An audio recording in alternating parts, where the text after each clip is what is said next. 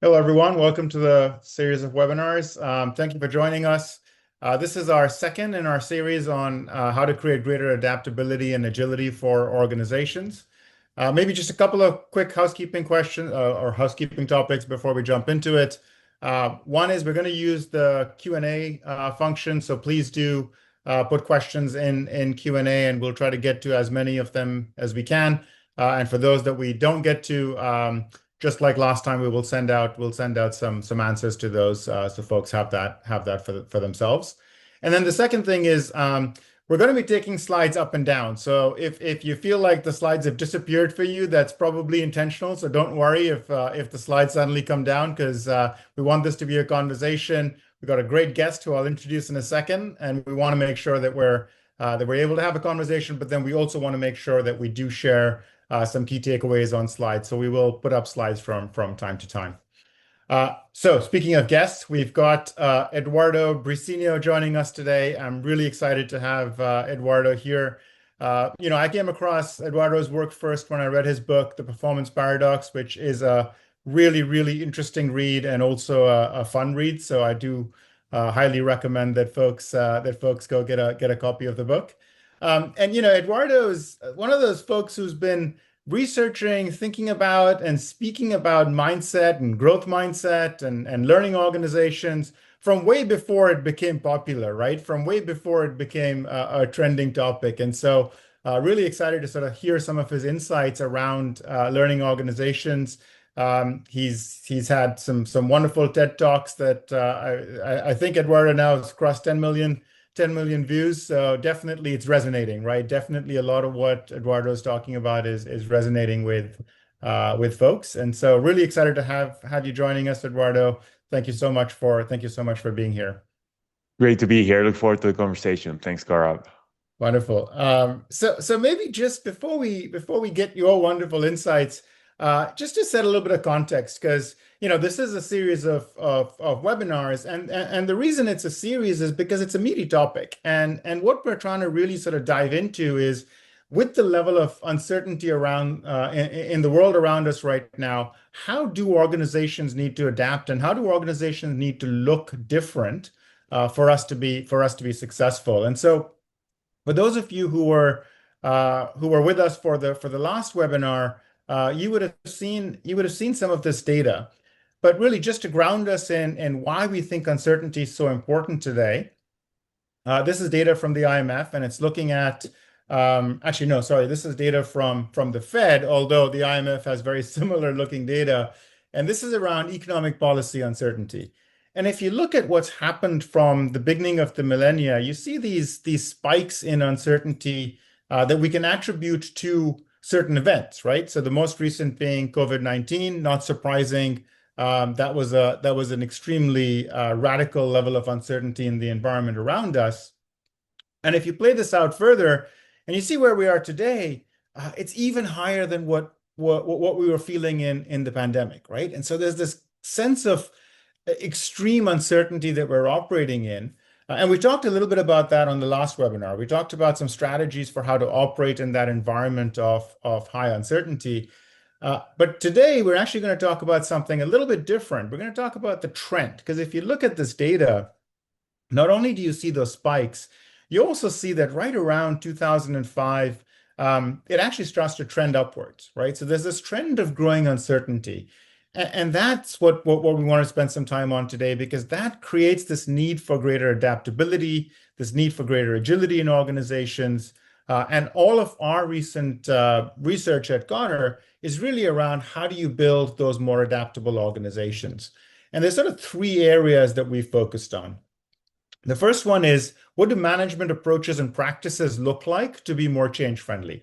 So how do we create management approaches that, rather than being resistant to change, and rather than being sort of all about going back to the way things were in the status quo, actually encourage change, encourage adaptability?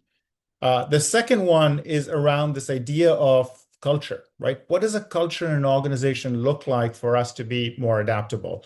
And that's what we're going to spend some time on today, because that's where all of Eduardo's work around creating a learning culture, creating a learning organization becomes so important, because obviously a learning organization is critical to being able to adapt and pivot when needed.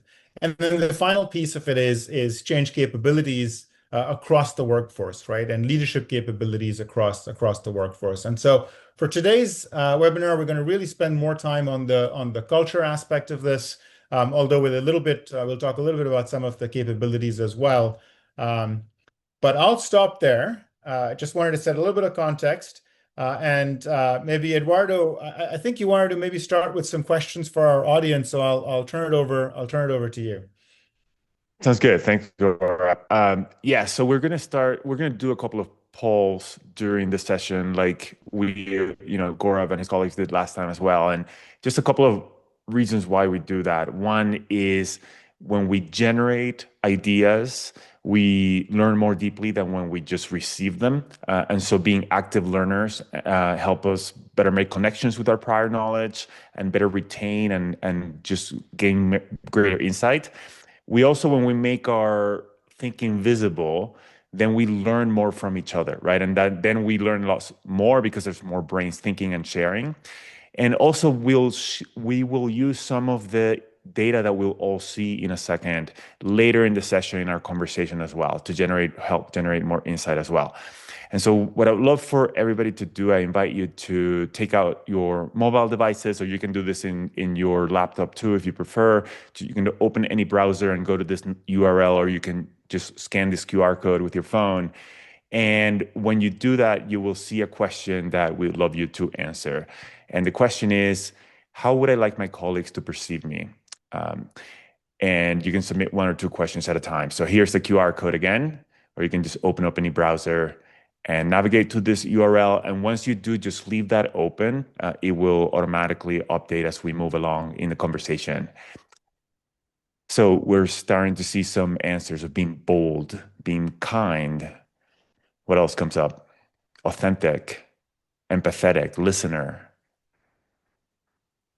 honest, trustworthy, competent, calm, poised, helpful, kind.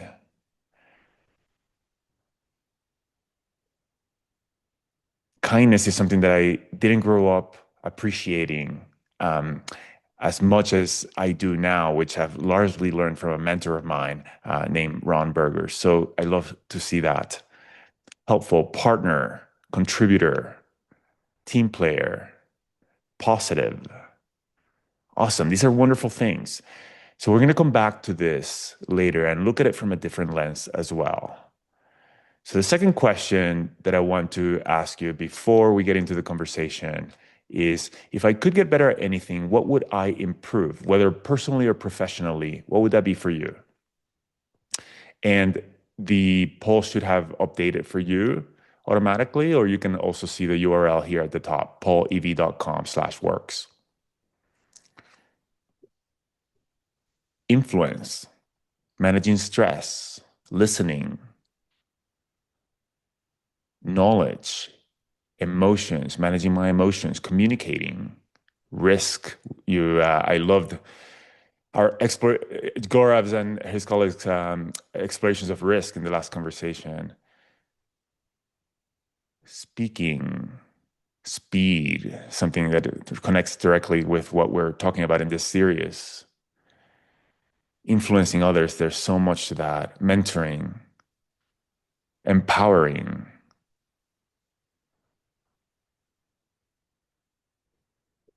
Again, stress, managing stress, communicating, relationships, recall, agility, speed, some of the topics that connect.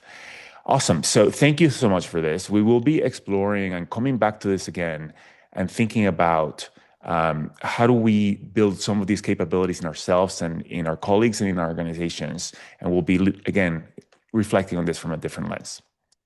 So Gaurav, where do you want to go from here? So I would love maybe Eduardo to just, because this is a great way to start, right? Get people starting to think a little bit about what do they want to get better at? How do they want to get into the learning zone? And so, like I said, when I read your book, one of the things that I loved about it was just how how clearly you define the challenge of not always being able to sit in the learning zone, right? And some of the takeaways for me were around how to do that more often, how to get away from the pressure of always feeling like I have to be on to actually focusing on how do I grow and learn as well. So maybe if you could speak a little bit to sort of how you think about and how you differentiate between the performance zone and the learning zone, and just tell us a little bit about how you came to appreciate it, and what people can do to actually act on some of what they just put up there, right? Ways to actually start to improve. Sounds good. And so, yeah, so one of the reasons that I think we're exploring this topic of what do we do in an increasingly uncertain world, right? And how do we build more adaptability is, I think, one of the reasons in the service of performance, right? Of being able to perform better and better, even in a complex and uncertain and increasingly changing world.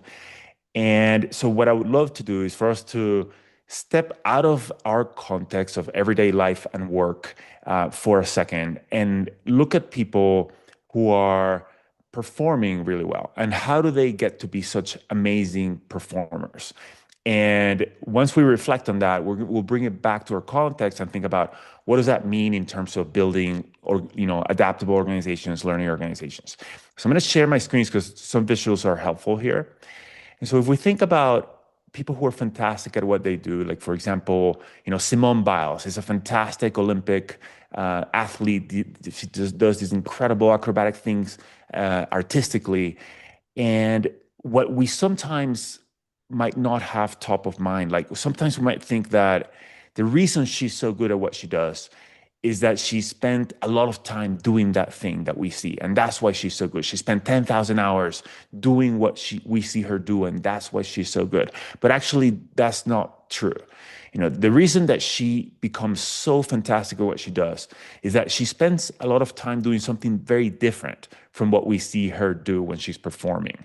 When she's focusing on improving, she is trying new things, trying things that she doesn't know how to do, right? Experimenting with different speeds and movements. And in order to do that, she needs to take risks. She needs to try new ways of working. And she needs to create safety because she knows she's not going to do those things correctly. So she might, in this case, perform with some foam blocks, right? So that when she doesn't land, she's not going to get hurt, right? Or we might see, in American football, a fantastic game. Well, when people are performing, like, NFL athletes only like play about 17 football games in a season if they get to the Super Bowl. Most of the time they're doing something different. They're in the learning zone. What might that look like? For a quarterback, they might be working with virtual reality, playing, running some plays and then, stopping and talking to their coach. What do you perceive here? How do you make this decision? Let's play that back in slow motion. What do you see here? And let's try that again. And that's a very different activity than what they do when they're just trying to do things as best as they know how, trying to minimize mistakes, which is what we call the performance zone on the right?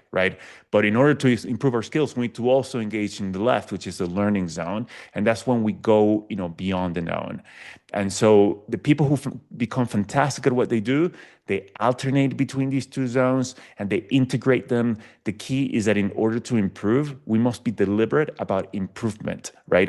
It's not just about working hard. Sometimes in organizations or in our lives, we might think we just need to perform and execute. And that's confusing because that might lead people to just do things as best as they know how, trying to minimize mistakes, and that leads to stagnation. And so in the learning zone, our goal is to improve. In the performance zone is to perform, to get things done. In the learning zone, we focus on what we don't know. So we have to expect to make mistakes or errors. Versus in the performance zone, we might be, focusing on what we have already mastered, trying to minimize mistakes. The benefit of the learning zone is increased capabilities and performance in the medium term and the long term. The benefit of the performance zone is we are maximizing immediate performance. But the drawback, if we're only doing that, we're stagnating, we're not getting better. And also, another huge, drawback of that is that as the world changes, we are stuck in what we know how to do. We don't know how to do something different, right, and better. And a growth mindset helps us in both of these zones. So when I asked you earlier if I could get better at anything, what would I improve? What I want you to think about is whatever you wrote down, do you engage in the learning zone with regards to that, and have you habituated, right, some learning zone habits and structures and resources and systems in order to improve at whether it is influence or listening or communication or patience or mentoring, because we're not going to get better at those things, by magic, if we just work hard. We have to do something deliberate and different in order to improve. So that's kind of the foundation of, because people might contrast learning with not learning, and that's a little bit vague and unclear. But when we contrast effort to learn with effort to perform, both of which are really important and both of which we need in our lives and in our organizations, then people can get clear about how to integrate those two in the flow of work. There's two What are things. your reactions, Gaurav? Well, there's two things that really sort of stand out as you're sort of describing that. One is this idea that you're actually doing different activities, right? So when you use the example of Simone Bill's practicing, you're not necessarily practicing exactly the same things. You're actually practicing different things. And I think there's a story in the book where you talk about this idea of how do you break down the activities that you require for performance and then be able to deliberately practice against those activities. And so I think that's just reflecting on the fact that sometimes you have to do something different to learn than what you do to perform, I think is important. The other thing, when you mentioned the challenge with being in the performance zone and change, um, if I use the analogy, and maybe this will break down, but I'll try anyway, the gymnastics analogy, right? If you change the rules of gymnastics suddenly, if you said, actually, you know what, hang on a second, we're no longer sort of using the same rubric for how we judge a performance. That's sort of the environment we're in, right? That's the analogy for us in organizations, because we have been running organizations a certain way, we've been defining leadership a certain way. We've been sort of operating in an environment that's different than what we're running into, and that's the whole uncertainty piece. And so suddenly now the rules of the game have changed, and if the rules of the game have changed, the only way you can um, get better at what's needed now is to step back into a little bit of that learning zone, right? A little bit of like, okay, how do I now develop the new skills and the new capabilities that I need in order to continue to perform at the top? Yeah, that makes sense. And that in something like gymnastics, the rules are often pretty set and the context is pretty set. That's very different from, the fast changing and complex world that we usually work on. So maybe like football is a little bit, not much, but a little bit more like there's a lot more fluidity and things are changing in the game, but still there's common rules and a very constrained context. But the things that you talked about in the first webinar all involve learning, right? It's like, getting people to scenario planning, right? And think about what different things could be happening. Or in terms of kind of managing anxiety, like helping people think about like taking risk and experimenting is something else that you talked about. And so when the insight of how learning is different from performance leads to the behaviors that we want in organizations that lead organizations to be more adaptive, right? And so that is a foundation for the work that we talk about. Yeah, and a lot of what we're sort of seeing in terms of the implication of this level of uncertainty and anxiety, right? And the uncertainty is driven by obviously the some of it is geopolitics and what's happening sort of in that front, and then some of it is technology and AI and how that's and so a lot of what we hear sort of people talking about or leaders talking about is this challenge of how do I get people in my organization to start to focus on learning the new skills that they're going to need to be successful. And so maybe actually this might be a good point to talk a little bit about some of the strategies you've seen people use effectively to actually get themselves into that learning zone and to continue to develop skills and capabilities.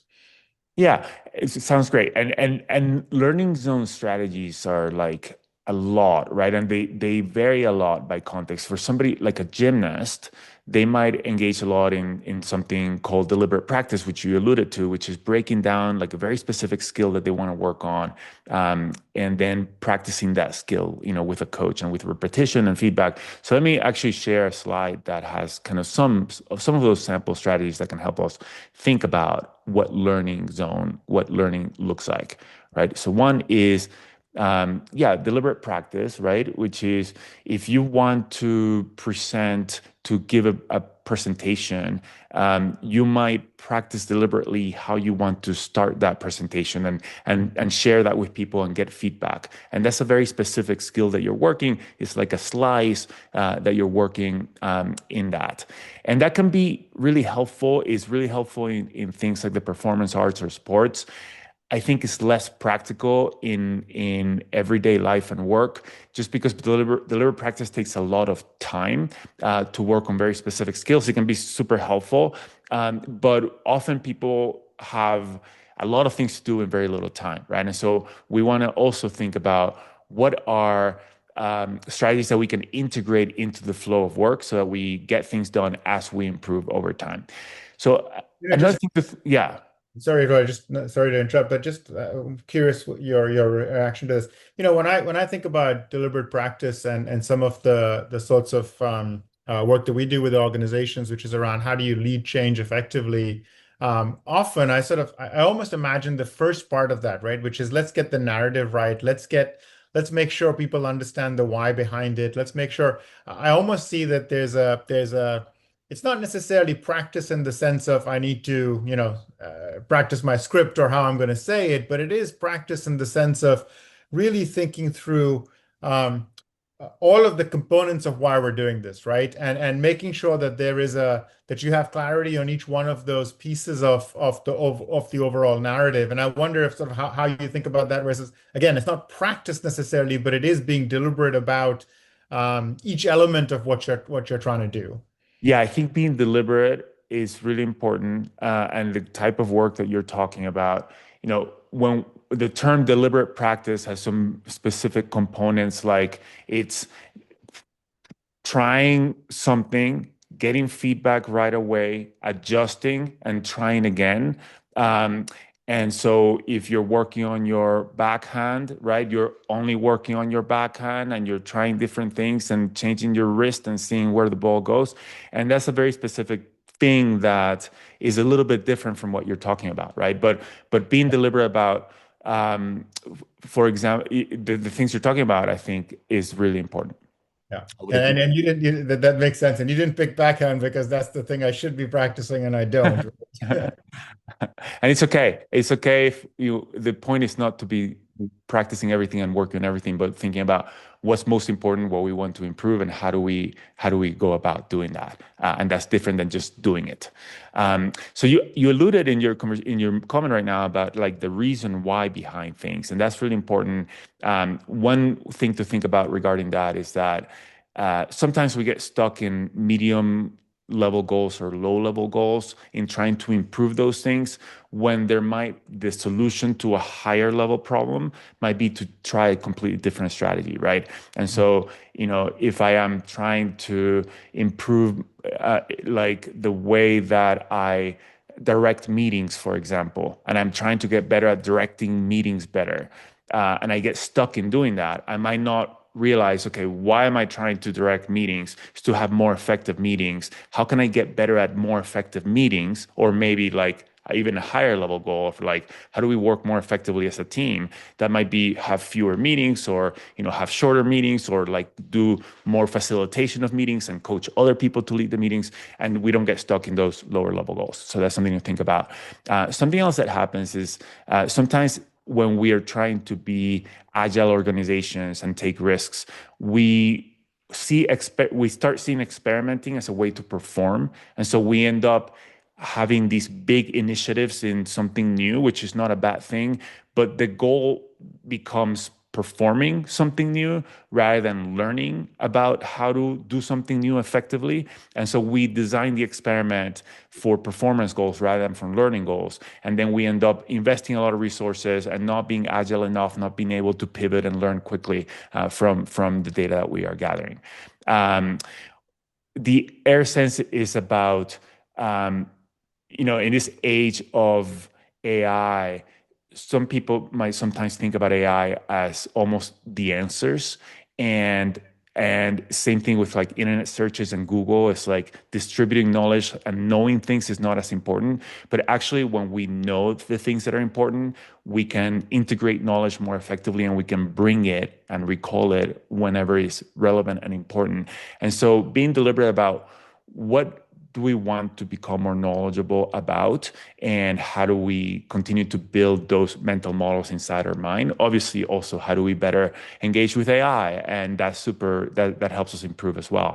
And that's all in the service of working smarter, not just harder, like just and also like not bulldozing, which to me means um, not just doing one thing and doing it as much as possible, whether in the performance zone or the learning zone, but creating like the harmony of daily habits and daily cadence and daily structures and habits in organizations in order to have that mixture of performance and learning, right? Both of which are really important. And to be able to also give people rest and be able to, sleep and do all the things that help us be more effective in work and life. And these are just examples. There's tons of other kind of learning zone strategies. And so one thing that I can do is just think about, I'll share a couple of learning zone strategies that any of us can engage in. And I want you to think about, are there one or two of these that you could be doing better or more regularly? Um, and the point is not to try to improve everything at a time, but like what is a high priority thing that I could be working on, or maybe that people in my organization could be working on. So I'll give you a second to reflect on that.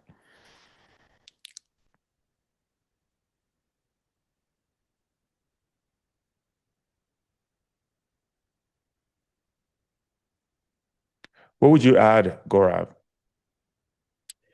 Maybe actually, the one thing is might be worth stepping back to for a second. You mentioned this idea of organizations experimenting solely for the purpose of performing and not for the purpose of learning, and how that might change the goals of the experiment. I'd love to maybe spend just a couple minutes on that, although maybe let's give folks a couple more minutes on that slide, because I think it's useful, and then we can step back to.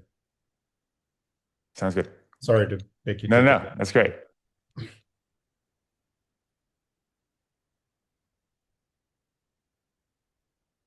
The thing is, it's just useful as a way to think about, because when I look at this and I go, okay, for example, consider being wrong. How often do we really say? How often do we sort of go, all right, we've got a plan in mind and we're just going, and we don't actually stop and think, well, what if we were wrong, right? And what if the opposite was true? Which is a question that somebody once taught me to use, and I find it quite useful, right? Is to just say, what if the opposite of what I think is true? So I think it's useful to just reflect on these. So maybe if we could, yeah. So I think it's because a lot of times when we're talking to business leaders, and we're talking about sort of this idea of needing to create greater agility, needing to learn new things, needing to innovate, needing to drive change.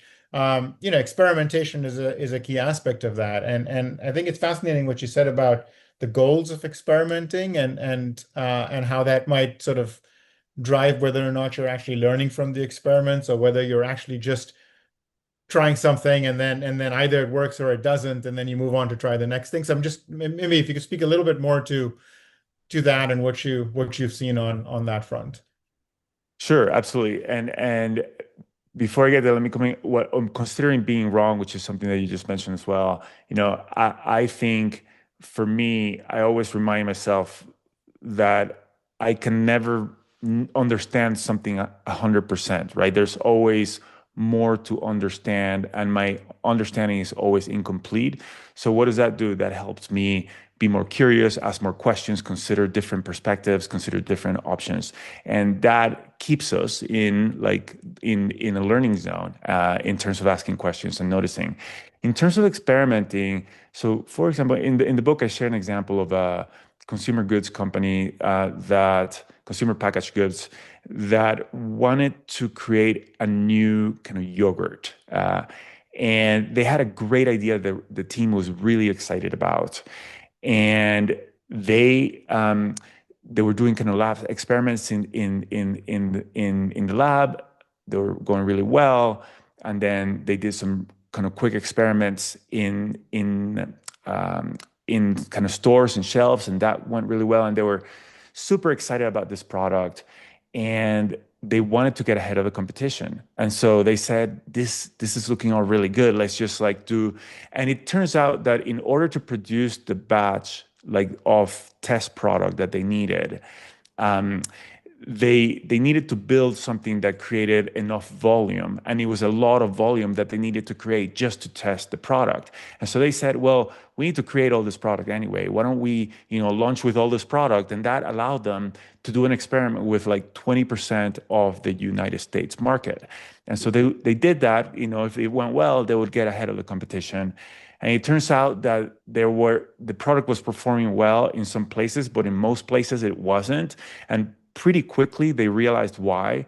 But by then, their partners, their retailers, had lost confidence in the product, which was taking shelf space away from other products that they could have been selling. It was difficult the logistics of changing the product and all these things. And they had to actually cancel the project and not do the product at all because the retailers just lost, confidence on the possibility of the product. So they got ahead of themselves in trying to achieve the performance goals of let's get ahead of the competition. And they didn't design the experiments with the first objective of what do we need to learn, what assumptions do we have, which you talked about in your last webinar, and how do we test those assumptions? And then when we do that, we end up performing and growing and getting higher results faster. Yeah. No, that makes a lot of sense. The thing it makes me think about also is what you're describing a little bit is um, learning deliberately through experimenting, right? I've got an experiment to do something else. And one of the stories that I came across recently was with how Scotch Guard was invented, which was an accident. It was doing something, spilt the chemical that we were working with, realized actually, you know what, it's resistant to water, dirt doesn't get on the shoe, that sort of thing. And so maybe a question is, what have you seen from a organizations that are trying to build a culture where you learn from not just deliberate experiments, but also learn from, whether it's, happy accidents or whether it's just making connections or like what does that learning organization look like? What have you seen in organizations that are better able to take advantage of those sorts of opportunities to learn and grow and change? Absolutely. So I think first, as individuals and as organizations, we want to have a mix of kind of proactive strategic learning and then opportunistic learning, right? So here are the things that I'm trying to improve because they're really important to me. But then somebody gives me feedback about something that was a blind spot to me that creates an opportunity for me to learn about that. Then I can make the choice of like, okay, first I'm going to learn from the feedback. That's quick. That's great. And, do I want to go deeper down this path? So same thing in organizations. And in organizations, it's really important to create like the structures and systems for the type of learning that we want to be doing, right? And that can look in very different ways depending on what you do and what you're trying to do. But some, in the case of 3M with Scotch, they have Scotch tape. They have, just like in IBM, like they have R&D departments that are not only create like designing products, but actually evolving science and like what are chemicals and what are materials that can do different things. And so they're experimenting with those materials. And then once they have a material, maybe they were trying to create something, but the material does actually something else. They have different properties, and they might ask the question of like, oh, is there something useful for this? And there are structures and processes for that, right? There are, regular meetings with agendas and types of questions that to reflect on. That allow them to notice those things. So another example might be there's a company called Scratch Labs, which has a quarterly meeting with the whole company where they go through an example of something that a team experienced where they either had a great success or they had a failure, and they take everybody back to the decision point, and they like get really into like what information did we have at the time, and then what was the decision, and then they think about, okay, how do we make that decision, what information do we have, and then did we behave in the way we want to behave, like, and how can we behave better, is there opportunities in this situation. And that helps people, right, get clear about what do we want to be doing when we go to work every day, right? And so part of that is, for example, noticing errors or mistakes, that things that are unexpected, right? First, like experimenting with new approaches, and then noticing things that are unexpected that come up, and thinking about what can we learn from this. And from that, you might get ideas about what different paths might be open to you then, and you might think about, do we want to go down these paths or not? How about you? What comes up for you, Gaurav? Well, what's interesting in what you just said is, in a way, what I'm hearing is, it's not really a accident, right? It's a you have like I called it a happy accident, but what you're saying is no, no, no. It's actually having the structures and systems and processes and ways of thinking in place so that when something happens, you are actually able to take advantage of it. And I think that that's really important, right? Because it's sort of there's the famous quote about luck is about preparation. If I'll get the quote all wrong, but I think it's a similar sort of idea of you need to set up your organization in a way, not just culturally, because there's a cultural component to it, of course, where things like being able to actually experiment and fail and not and that being acceptable and that sort of thing. But so there's a cultural aspect to it. But I think what you're describing, there's also systems, processes, structures that you can actively put in place to make sure you're more likely to take advantage of some of these sorts of things. Yeah, I think that's totally right. So in what we call a learning organization, which is really an organization that integrates learning and performing. I mean, I think all organizations know that performance is really important and performing is really important. So when we say learning organization, we don't mean people are reading books all the time, right? Or like, listening to webinars all the time, but that they have integrated learning and performance into the way they work. And so that they're behaving in ways that are leading to those things. And so, for example, another example might be kind of mid-action reviews and after-action reviews in projects, so people can come together, think about how they're working together, what's working well, what's not. And when you bring people together who do different functions, have different experiences and backgrounds, different like ideas and perspectives come up that then in conversation generate innovation and new insights. So there's the behaviors, but to support the behaviors, I think you need two things that are important. One is for people to have the mental models, right, of what is it that we do together, what is feedback, what is experimentation, why is that useful, growth mindset is another thing. It's like the understanding that we can change and improve. Is that something that we understand and that we are deliberately trying to drive change in ourselves, not just in our business or our products. So there's the mental models and the systems and structures and all of that works together so that the architecture of the organization and the way that people are thinking and behaving in that organization leads to both learning and performance. Yeah, yeah, totally. Maybe a little bit just looking at the clock. I'd love to spend a little bit of time talking about um, the role of leaders in creating sort of that learning organization and in creating the right environment that facilitates that. So maybe if you could speak a little bit to like what have you seen, whether it's leadership behaviors, whether it's sort of how leaders themselves role model this, but what have you seen work if I'm a leader who leads, whether it's a team or an organization, and I want to incorporate more of this sort of thinking in, what can I do, right? What can leaders do? Sure.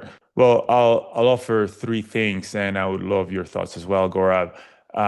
So three things that leaders can do is first, think about how you frame things for the people that you lead, and that's a category of things. But framing is about helping people understand what is it that we're supposed to do every day when we come together and work, right? Using ideas like growth mindset, right? Like part of what we're doing here is to working to evolve ourselves, to change each of ourselves individually and as teams and an organization. Um, and that's a journey that's really exciting. We're crafting our own path as beings. Um, and how are we doing that, right? What are times and places to just focus on performance, for example, and how do we engage in the learning zone here? What does it look like? Do we experiment? How do we experiment? When do we experiment? How do we go about it? What does that look like? When we go on projects, do we have, like, what is it that we're trying to do in the projects? Is it just to get the work done or also to figure out better ways of working over time? And so framing is about using language, it's about um, rewarding and recognizing the types of behaviors that we want more of, and doing that frequently and explicitly, and a lot more frequently and explicitly than we tend to think about. Because we tend to think, once we explain something, then people know it. No, we have to actually like refer to it much more often than we think. Um, the second thing, so that first is framing. Second is setting up those systems and habits of like, what do we do in our weekly meetings? Is it all performance topics, or are there some learning topics in there, right? So we've been talking about that.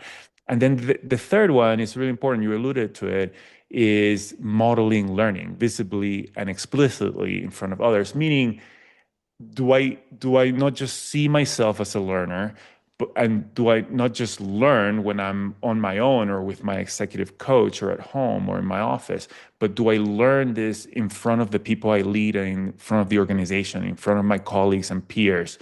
What does that mean? It means like soliciting feedback, sharing what I'm working to improve, sharing what I've learned, the errors I've made, and what I've learned from those mistakes. And so that what we're saying about the importance of learning matches our actions of being learners and modeling that and showing what that looks like. And that creates the safety for other people to do the same as well. So I'm actually going to share with you the answers that you had to the first question that I asked, which is how would I like my colleagues to perceive me? And you wrote wonderful things as kind, trustworthy, caring, listener, supportive, as a leader, transparent. Those are wonderful things. Transparent gets to a little bit of like that learning, right? Of like, here's what I'm working to improve, and here are questions that I have that I'm not sure about. Here's like the errors that I've made, the mistakes I've made, being transparent about those things. So what I would ask you to think about is, I don't want you to remove any of these things. These are wonderful things. But if you're not deliberately coming to work with the intention of being perceived as a learner, as a work in progress, I want to invite you to add that to how you want to be perceived, and being deliberate about doing the things that will model being a learner, right? And obviously, this is particularly important for the senior leaders in an organization. It's important for people to talk about this explicitly as something that they want to do and support each other in doing those things and keeping each other accountable. What else comes up for you, Gaurav, or what are reactions or things you would add? Maybe two things I'd love to get your reaction to as well. One is, often one of the things that we see organizations, the mistake we see organizations make when it comes to change is they don't connect it to business outcomes as explicitly, right? So here's my new digital transformation. I'm putting in a new ERP system, and I don't really connect that all the way back to what does that enable me to do as an organization? What opportunities can I take advantage of? And as you were talking earlier about sort of learning and performance and it needing to be that sort of the thought I had is, I think an important part of it would be to make sure that leaders truly can articulate why why a learning organization is important for performance, right? Because it isn't learning for the sake of learning. It isn't as you said, watching, webinars like this for the sake of watching webinars like, but it's actually because it helps us perform better. And so I don't know if you have any comments on, how have you helped leaders make that connection more explicitly for people and see that learning is all about being able to perform better. Yeah, I do see that kind of shortcomings sometimes in some organizations where they say, okay, here are the things that we want to do. And what they communicate is more, here's what we're doing and how we're doing it. And they're not spending enough time on the why. And the why is really important to enroll people, to get them excited about choosing this and choosing to engage in it and become better at it because they want to, not because they're being told to do.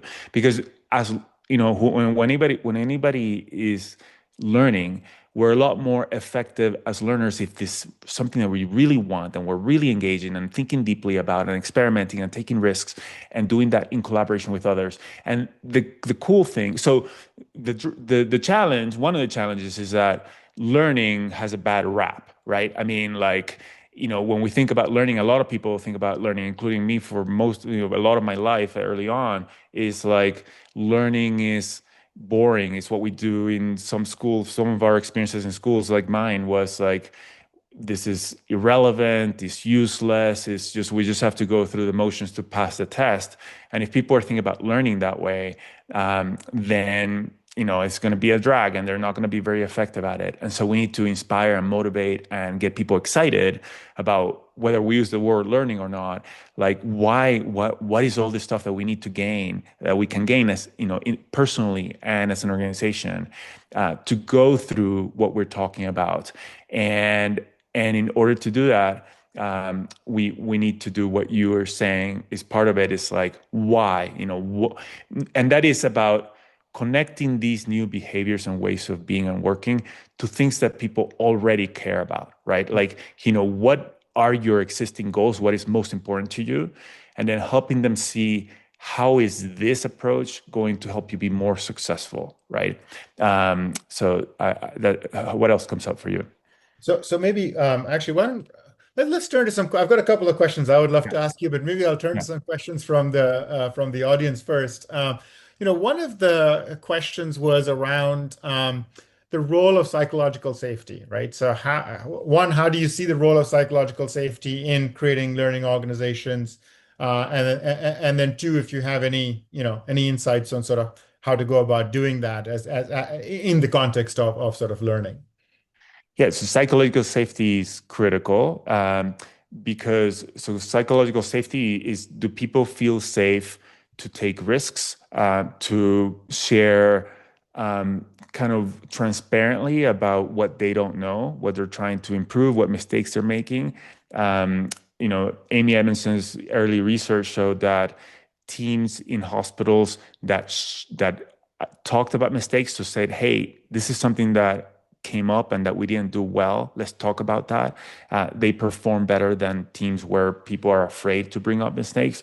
So psychological safety is critical because in the learning zone, we leap beyond the known. That involves some risk, right? And a risk that is very common is that people feel fearful that if they do something and make an error, other people, their colleagues, will think less of them, right? So if people are feeling like what my boss wants and what my peers wants is for me to never make mistakes and errors, then I'm going to try never to make any error. And the way to do that is to just always be in the performance zone. That leads to stagnation, that keeps us, stagnant as the world changes and there's uncertainty. We become, unable to adapt. And so to create psychological safety, we need to frame all this stuff, right? Why is all this stuff important? Second, create the systems and habits so that we normalize engaging in the learning zone and we make it the default way of working, and model learning so that when leaders model taking risks and learning from mistakes and reflecting, then they send the message that this is what is valued here. The last thing I'll say about safety is that safety is necessary but not sufficient, right? Just because it's safe to do something, it doesn't mean that people will do it. In order for people to get excited and engage in it and take those risks, you need to make it like the encouragement and the thing that we are all here to do, and that involves something beyond safety as well. Yeah.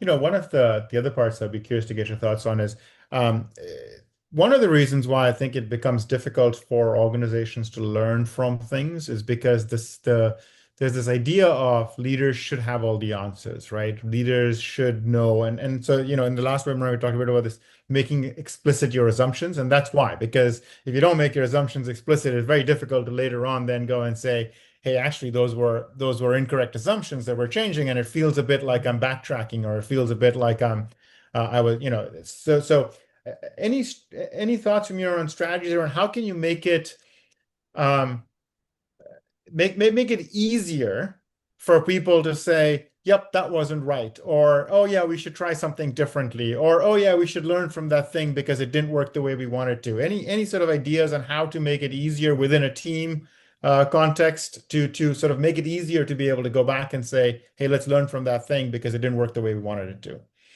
Yeah, so I loved your comments in the last webinar of like, if you say, I am sure that this is the right direction, then the world changes or you learn something and then you realize that a different direction might be better. It's really hard to go back to your people and say like, oh, actually, like, you know, I, I was wrong. Like, because you said you were sure that this was the right direction. And so instead of like, here's what we know, here's based on our information, this is where we're going, and here are assumptions. But so what are some things that get in the way of that? Sometimes, like you said, we have the idea that leaders are supposed to know and to make decisions to be sure of themselves. And we might think that that's what confidence is, right? Being confident that we are sure that this is the right answer and that this is the right path. Um, and, you know, so and modeling being a learner, people might think of as something that involves less confidence, which is not great. And so the question is like, how can we show up as confident leaders and model these behaviors and contribute and encourage these behaviors in a way that is confident? And the way to do that is to realize and to help your people realize that what gets us to success is these behaviors, right? And these structures is actually what's going to enable more success. And so if I am a learner and I am conscious about always continuing to improve myself, just like Simone Biles or any fantastic performer, they're not just resting on their laurels, they're working to get even better, right? That's what the best people in the world do. And so that's what we all are going to do. And that's we're all going to be experimenting and reflecting on our errors and supporting one another in learning and giving and receiving feedback. And that's actually what enables the greatest growth and success. And that's why we're doing that. That's the way to marry kind of confidence and a learning organization and modeling learning. Yeah. Yeah, it's you mentioned Satya Nadella in the book, and I've sort of looked at some of his journey as well, and I think that's an example that always sort of sticks out for me of the whole go from know it all to learn it all, and then the humility that sort of comes across in some of the way he talks about some of these things, and I think that's a key part of this is it's sort of it's no, you wouldn't look at someone like Nadella and say, well, he's not confident, right? Just because he's talking about needing to learn and grow. So I think that's a key part of it for sure. Maybe just sorry, did you have a No, I would just say that is all part of changing our mental models, which involve change. And so, as leaders, continuing to figure out how do we see all these things in the best way, and how do we help our people do the same. maybe just going back to the questions here. So there's another question that I think is sort of getting at the uh, which is sort of what we've just been talking about. But are there other, as you think about, people you've worked with and leaders you've worked with who you think sort of embody this idea of learning as a positive, learning as a part of getting us to performance. Are there behavior traits you see from them? Are there ways you see them acting that's different? Are there are there things that people can go, oh, okay, well, if I start to do this, I might encourage more learning from my team. Sure. So one thing I see is they are constantly working on improving themselves, right? So a lot of them might be working with an executive coach, but there's something that they're working to actually improving themselves as a leader. Um, and so they might have a morning habit where they're reminding themselves of what that is, and structures like executive coaching or, conversations with their colleagues to receive feedback. That's one behavior. Another behavior might be and is that in meetings they tend to kind of talk last, or at least give other people time and space to share their thinking and Mhm. like ask questions to help people share their thinking and their different perspectives, and that particularly is helpful when you're building culture at the beginning. Once people know that this is really what you want, then it becomes less necessary to do that. But if you start just talking and giving your opinion early on, then people tend to defer to that. Um, Another kind of behavior, and you talked about this in the last webinar, is um, not making all the decisions, but rather giving the clarity of what strategy are we seeking, what are the principles, how do we make decisions here in which kinds of different situations, and so empowering people closer to the edges, closer to the customers, closer to the projects, in order to move to make decisions, right? That makes the organization much more adaptable, faster to change, and more intelligent, because you are tapping the collective intelligence of the organization rather than thinking that it is just a few people who make all the decisions and make the organization successful. Yeah. Yeah. No, it's What do other behaviors come up for you? no, I mean, I think it's, the probably the most important one is the mindset of which isn't really a behavior, I guess, but the mindset of it's okay to say I don't know. It's okay to be wrong. It's okay to, right? And then I think that permeates through a lot of the behaviors because the more we feel like confidence is linked with certainty, the harder it becomes to learn. So Yeah, and with that, I will add one more thing that comes to mind when I hear you say that, which is that with leaders in particular, in general, I want to be transparent and just share what I'm thinking, and that way I give other people information to give me feedback. With leaders, is is is powerful to say when you don't know and what the uncertainties are, but also the trap is if you really don't know whether what is powerful is to also match that with confidence that you will reach success, right? And that the organization will be successful. So I don't know what the answer is. Here's a strategy, and going through this process in this way is going to get us to this success and this purpose and this mission that we're trying to, this North Star. And if the leader at some point is feeling helpless and like the organization won't get there, then that means that it's not the right leader anymore for that organization, right? But when we are expressing that uncertainty, it is also important to match it with confidence that we'll get there. Absolutely. I often sort of draw the distinction between clarity and certainty in this front, right? So clarity is I have clarity and I can project clarity around what we know, what we don't know, how we're going to get the answers, and the confidence that we'll get there. And then certainty is I know exactly what the path is to get there. And that's increasingly impossible, right? Increasingly, we don't have that, but leaders still need the other. Otherwise, you do end up panicking the organization. So. Maybe we've got time for one other question, and this is, I'm paraphrasing a little bit from what I see in the Q&A, but this idea that, it's not, I used the analogy earlier of the rules of gymnastics change, and a person said, well, it's not just the rules of gymnastics changing, it's almost like you're playing a new game, right? You were a gymnast, now you're a baseball. So any advice on if you're someone who's sort of feeling that, right? Feeling like the things that I'm really good at and the things that have made me successful and perform well are changing so dramatically. Any advice on how do I adapt to that from a how do I go back to making sure I'm building on my on those capabilities and learning and coming to terms with the fact that maybe the stuff that I was really good at isn't valued anymore. Like any advice on how you deal with that sort of a situation? Sure, and I think each person's situation is, very different, and what we're trying, our goals, the organization that we're in, the role that we're in. But I think this is very common because as you move up an organization, kind of the what you did before doesn't work anymore. You have to learn new behaviors and new ways of working. Plus, that combined with the world continuously changing, and now there's AI and all kinds of different things happening. It is the nature, I think, of life and work, and especially in modern times, right? Where things are changing so quickly. And so for me, something that helps me is seeing life as a journey that is made more interesting by navigating it and exploring. And I love the analogy you did last webinar with your daughter and hiking, and you didn't know which path to take, but you needed to take a path in order to know whether that was a helpful path. And so staying in motion in order to and going beyond the known, I think it makes life more interesting, more fulfilling, and it expands our capabilities to be able to better achieve our goals and increase our impact. So, I mean, I think that what that looks like for each person can vary a lot. So coaching can be really helpful, right? For somebody to help you reflect on these things and use your knowledge to apply kind of what the next step is for you. What else? What would you add to that?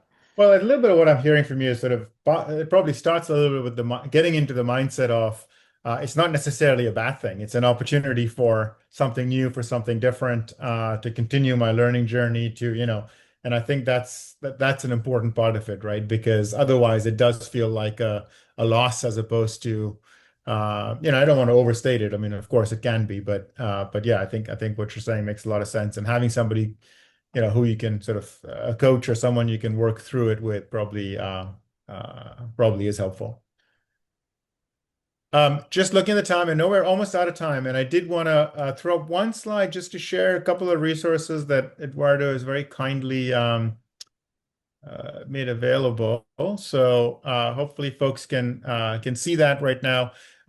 So on the right hand side, that QR code, if you scan that, and Eduardo, tell me if I'm saying anything that's not accurate, will take you to a link for some bonus information from that wonderful book, Performance Paradox, that you see up there as well. And then on the left, by the way, is a QR code for my LinkedIn. I would love to connect with folks. Any further questions that we didn't get to, anything you didn't ask today that you'd want to know more about, feel free to reach out. Always happy to connect with folks and learn from you and share any insights that we have as well.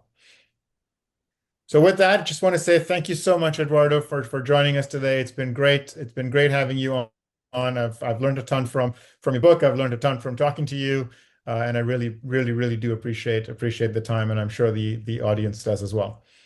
Always great to speak with you, Gaurav, and thank you for the important work that you and your colleagues do. It's just that I've learned so much from it. So it's great to be in community. Wonderful. Well, thank you everybody for joining us, and have a great rest of your days. And we'll be speaking soon, hopefully on our next webinar.